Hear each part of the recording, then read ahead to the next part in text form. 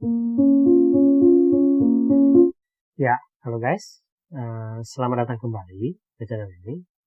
Hari ini kita masih mau ngobrol tentang anak scapegoat. Ya.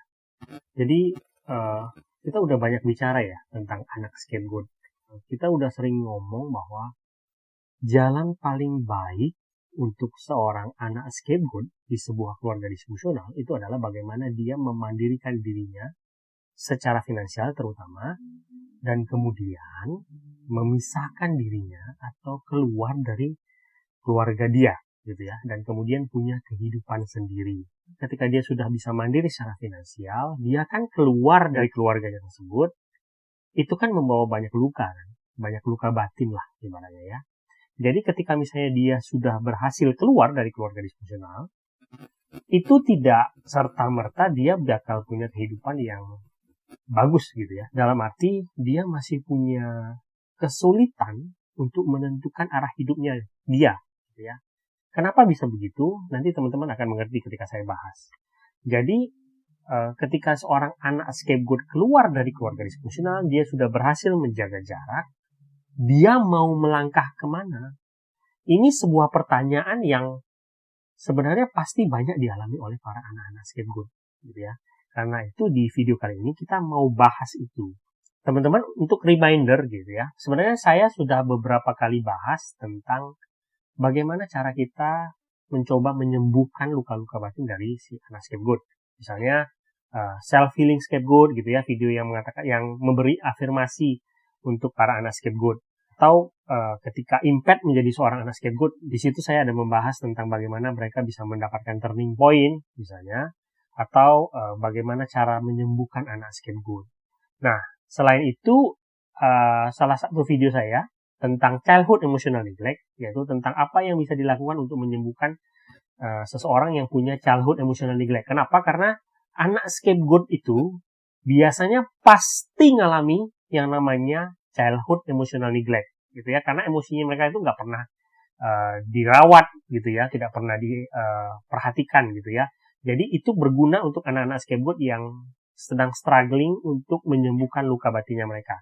Nah, di video ini saya mungkin tidak akan membahas lagi apa yang sudah biasanya saya bahas di channel ini, dalam arti untuk korban-korban narcissistic abuse gitu ya. Misalnya bagaimana kalian tuh harus fokus menyembuhkan diri kalian sendiri, berfokus untuk mencintai diri kalian sendiri, berfokus untuk bikin diri kalian berharga, mencari pertolongan profesional misalnya, mencari komunitas gitu ya, bagaimana kalian menemukan nilai-nilai hidup kalian misalnya. Itu saya tidak bahas lagi di video ini karena saya asumsinya saya udah banyak bahas di video-video sebelumnya. Nah, di video ini saya mau bahas tentang mindset apa atau permainan seperti apa yang sebenarnya kalian para anak-anak scapegoat itu hadapi gitu ya di kehidupan ini setelah kalian keluar dari keluarga disfungsionalnya kalian. Ketika kalian tahu permainannya seperti apa, kalian mungkin lebih gampang untuk menentukan arah perjalanan hidupnya kalian. Ya, oke guys, langsung aja ya. Kita ulang pertanyaannya. Apa yang harus dilakukan oleh seorang anak scapegoat ketika dia memang sudah berhasil keluar dari keluarga disfungsional? Teman-teman harus tahu ya, anak scapegoat ini berbeda dengan anak-anak yang normal lah. Dalam arti begini, anak-anak scapegoat ini adalah pribadi-pribadi yang nggak punya titik balik gitu ya. Titik balik itu artinya apa? Begini guys, anak-anak yang lahir di keluarga normal misalnya, atau kalian-kalian yang dulunya hidupnya normal, kemudian bertemu narsistik dan kemudian jadi korban narcissistic abuse gitu ya. Itu kan kalau kita bilang mereka-mereka ini punya titik balik. Jadi dalam arti ketika mereka misalnya lepas dari si narsistik, mereka punya titik di mana dulu kehidupan mereka itu normal. Jadi titik itu mereka bisa pakai sebagai acuan untuk kembali ke kehidupan normal setelah mereka di-abuse oleh narsistik. Kira-kira begitu. Nah, masalahnya, anak-anak scapegoat ini nggak punya yang namanya titik balik.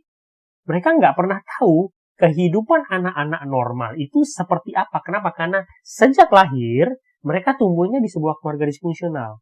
Ini yang membuat anak-anak scapegoat itu, walaupun dia sudah berhasil keluar dari keluarga disfungsional, mereka bingung mau berjalan kemana. Karena titik itu nggak pernah ada. Dalam arti, PR terbesar anak-anak scapegoat dibanding anak-anak keluarga normal itu adalah anak-anak keluarga normal mereka diberikan pondasi oleh orang tuanya dan lingkungannya dia dalam menghadapi hidup ini. Anak-anak scapegoat nggak punya pondasi hidup, karena pondasi hidup itu tidak pernah diletakkan oleh orang tuanya mereka, keluarganya mereka.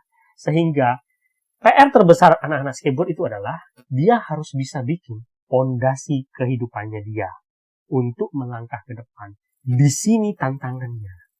Ya, oke, kita akan bahas gitu ya, bagaimana caranya kita bikin pondasi ini gitu ya. Yang kalian harus ingat bahwa tidak ada cara lain ketika kamu nggak punya pondasi, ketika kamu meletakkan pondasi, mau membuat pondasinya kamu, kalian harus punya satu hal yang namanya keberanian. Oke? Nanti kita akan bahas itu. Sekarang kita akan mulai. Bagaimana caranya saya bisa melangkah ke depan dan meletakkan pondasi saya ketika saya terlahir sebagai anak scapegoat. Yang pertama guys ya, ketika misalnya kalian mau melangkah ke depan, pastikan bahwa kalian meninggalkan masa lalu kalian di belakang, tidak membawa itu lagi. Ini penting karena kalian nggak bisa melangkah dengan lapang ke depan kalau kalian masih bawa masa lalu. Pertanyaannya adalah bagaimana? Saya pernah bahas di sini ya, bagaimana cara kita melepaskan masa lalu kita, yaitu dengan melepaskan semua harapan-harapan kita akan apa yang terjadi di masa lalu. Artinya begini, banyak anak scapegoat tuh nggak bisa jalan ke depan karena dia tuh masih menyimpan harapan dia terhadap keluarga dia yang dulu. Artinya begini, satu, masih punya harapan supaya keluarga mereka tuh pada akhirnya akan menerima dia sebagai anak yang normal, mengakui prestasinya dia, atau memperlakukan dia, menghargai dia seperti anak-anak yang lain, gitu ya. Masih ada harapan itu. Atau harapan yang lain dengan berharap bahwa mereka pada suatu hari akan sadar bahwa mereka sudah melakukan kejahatan kepada dia, dan berharap mereka akan menyesal dan meminta maaf kepada dia. Misalnya begitu. Ini harapan-harapan ini membuat anak-anak scapegoat itu sebenarnya walaupun secara fisik sudah pergi dari keluarga disfungsional, jiwanya itu masih nempel. Dia masih bawa masa lalu itu. Jadi yang harus dilakukan adalah lepaskan semua harapan-harapan itu. Gak usah berharap lagi tentang hal-hal yang tadi saya katakan itu, gitu ya. Dengan itu dia mantap melangkah ke depan. Walaupun misalnya dia harus bertemu lagi secara fisik misalnya, tetapi ketika dia melepaskan harapan-harapan itu tidak akan membebani dia lagi. Ya, jadi ini penting supaya dia bisa melangkah ke depan dan melepaskan apa yang ada di pundak dia, masa lalu yang ada di pundak dia. Oke ya, itu satu. Dua, sekarang kita mau challenge. Ya, tadi kita udah bilang bahwa untuk membuat pondasi berarti kamu harus menghancurkan apa yang dulu ada di dalam diri kamu sebagai anak scapegoat. Oke, kita akan lihat. Pertama dan kedua sekaligus ini guys. Anak scapegoat itu, mereka itu dilatih seumur hidupnya, dilatih oleh keluarganya untuk, gitu ya, percaya bahwa dia itu adalah pribadi yang buruk dan di satu sisi lain tidak punya kebaikan, gitu ya. Ini kan nyangkut tuh di dalam pikirannya dia, mental blocknya dia tuh nyangkut tuh, luka-luka batinnya dia. Kalau anak scapegoat itu mau melangkah ke depan, dia harus punya keberanian untuk menghancurkan ini dulu, gitu ya. Yang pertama, gitu ya, berkaitan dengan hal-hal buruk yang biasa dia percayai dalam dirinya. Cara melawan itu adalah menantang semua pikiran negatif yang selalu muncul di kepala dia.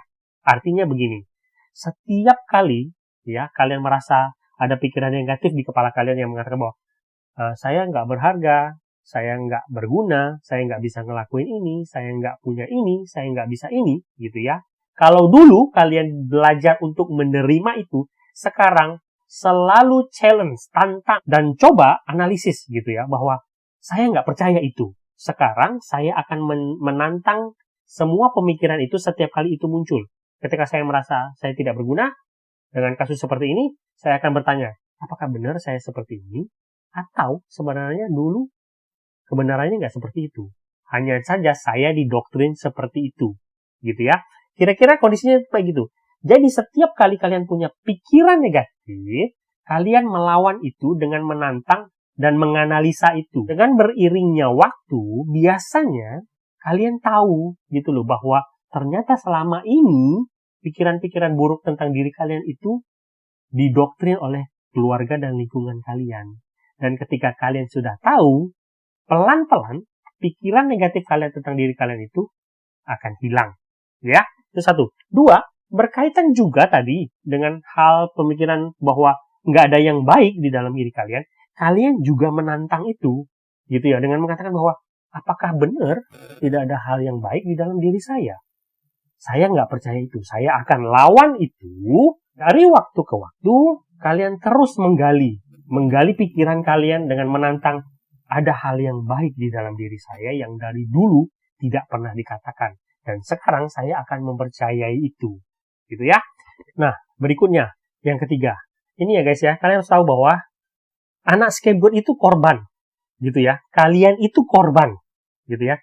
Tetapi ingat, kita tidak mau jadi korban selamanya. Jadi ketika kalian mau melangkah ke depan, gitu ya, kalian harus memutuskan bahwa saya nggak mau jadi korban lagi. Nah, kalau kita nggak mau jadi korban lagi, kita harus berubah mentalitas kita dari korban menjadi bukan korban, gitu ya. Nah, sekarang pertanyaannya adalah, gimana caranya merubah mentalitas saya bahwa saya itu bukan korban lagi? Jadi gini, bayangkan, anggap bahwa kalian itu adalah seorang pahlawan, seorang superhero, gitu ya. Dulu, kalian beranggapan bahwa kehidupan kalian itu adalah seorang pecundang, seorang loser yang nggak bisa berguna apapun dalam hidup. Tapi sekarang coba rubah pola pikir kalian, dan pikirkan kira-kira kalian misalnya, kisah kalian itu mungkin seperti Captain America misalnya. Orang-orang yang dulu dijalimin, yang dulu dibully, gitu ya, yang sebenarnya bukan salahnya dia, gitu ya. Dan kemudian kehidupannya berubah dan menjadi seorang superhero. Tanamkan itu kepada diri kalian supaya mentalitas korban kalian itu berubah. Gampangnya berkatalah kepada diri kalian bahwa I am not a loser, I am the hero of my life, gitu ya. Saya akan bangkit dari debu dan saya akan menjadi sesuatu. Ketika kalian tahu itu, gitu ya, bahwa oh ini kisah saya itu adalah kisah seorang yang dulu direndahkan, dikubur, gitu misalnya. Tapi kemudian saya bangkit dan menjadi seorang pahlawan, gitu ya.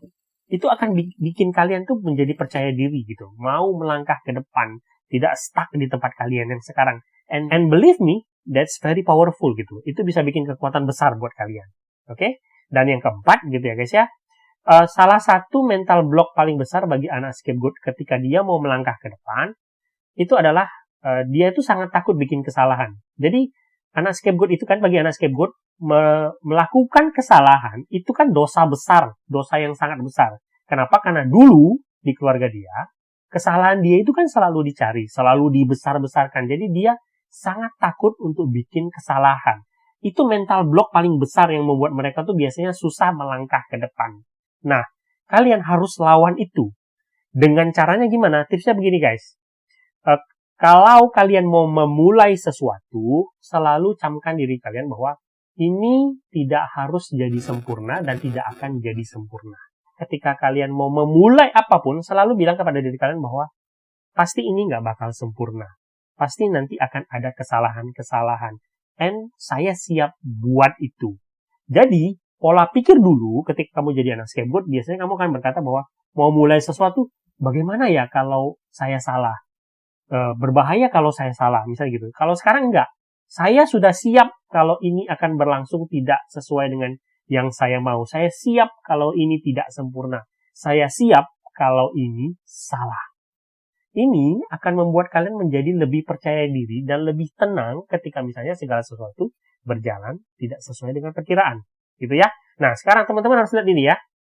4 hal yang saya ngomong ini kan sebuah berguna untuk meletakkan fondasi supaya kalian tuh berjalan ke depan. Dalam arti, ketika kalian tahu bahwa hal-hal buruk di dalam diri kalian yang kalian percaya itu ternyata tidak benar, ternyata kalian punya hal baik di dalam diri kalian. Kemudian yang ketiga, ketika kalian merubah mentalitas bahwa saya nggak mau jadi korban lagi, saya tahu saya bukan korban, saya mau berubah menjadi sesuatu, misalnya. Dan keempat, ketika kalian punya kepercayaan diri bahwa melakukan kesalahan itu nggak apa-apa, gitu ya. Ini bikin kalian bisa melangkah ke depan, mencoba melakukan segala sesuatu yang kalian perlukan untuk meletakkan fondasi hidup kalian. Itu. Ini sebenarnya mungkin terdengar lucu ya. Tapi guys, dalam hidup kayaknya kita memang harus berjalan ke depan dan melakukan trial dan error. Artinya adalah bahwa fondasi hidup kalian, fondasi hidup kita semua, itu nggak bisa dibuat dalam satu malam. Jadi kalian akan berjalan bikin pondasi hidup kalian melalui trial dan error. Bikin satu, gagal, bikin dua gagal, ada yang nggak cocok, kita balikin lagi, kita bikin lagi. Itu dalam arti semua kondisi kehidupan kalian seperti pekerjaan, memulai pekerjaan baru, memulai hubungan baru, ya, memulai impian-impian baru, memulai cara bergaul yang baru, itu semua akan berjalan dengan waktu, nggak akan sempurna, akan selalu ada hal-hal yang tidak berjalan sesuai dengan perkiraan kita, tapi disitulah keberanian kita dibutuhkan untuk memulai mencoba melakukan itu semua, dan kemudian secara perlahan, melalui peristiwa-peristiwa itu, kita meletakkan fondasi hidup kita. Dengan seiring waktu, keberanian itu akan terus tumbuh kepada kalian, dan itu yang membuat kalian bisa melangkah ke depan. Baik guys, ini aja yang bisa saya bagikan. Mudah-mudahan video ini berguna. Sampai jumpa di video berikutnya.